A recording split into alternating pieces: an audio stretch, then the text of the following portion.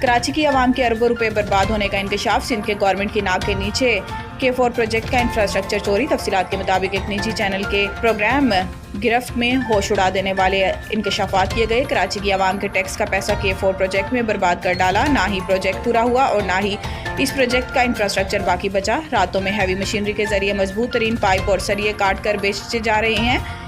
इस चोरी का इंकशाफ सिरजानी थाने की हदूद में लाखों रुपए मालियत के भरे ट्रक के पकड़े जाने के बाद हुआ, जिसमें K4 प्रोजेक्ट के कटे हुए पाइप मौजूद थे। प्रोजेक्ट के बर्बाद होने के बाद 26 अरब के प्रोजेक्ट को मुकम्मल करने के लिए 100 अरब सिंध हुकूमती अहदेदारों की तरफ से मजीद मांगे जा रहे हैं। याद रहे कि गुज़िश्ता दिनों सिंध पुलिस की कुछ अफसरान को भी इस चोरी के इंकशाफ की वजह से रातों रात मुअत्तल करके इंक्वायरी शुरू की गई है।